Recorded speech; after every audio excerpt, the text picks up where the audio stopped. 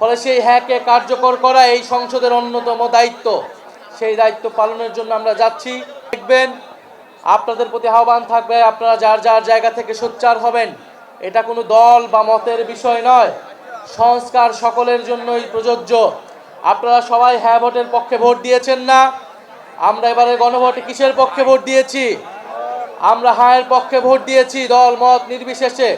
ফলে সেই হ্যাকে কার্যকর করা এই সংসদের অন্যতম দায়িত্ব।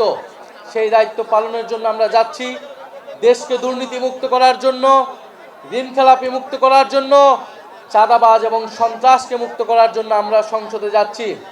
সারা বাংলাদেশে আবার অর্থনৈতিক মন্দা শুরু হতে পারে, আন্তর্জাতিকভাবে যুদ্ধ শুরু হয়েছে। এই সময় দেশে যদি ঐক্য না থাকে, দেশকে এগিয়ে নিয়ে যাওয়া সম্ভব নয়।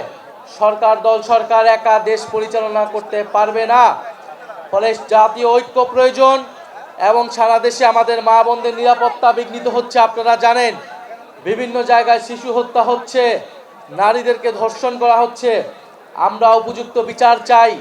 বিচারহীনতার সংস্কৃতি থেকেই বাংলাদেশে ফ্যাসিবাদ এবং স্বৈরতন্ত্রের উদ্ভব ঘটেছিল।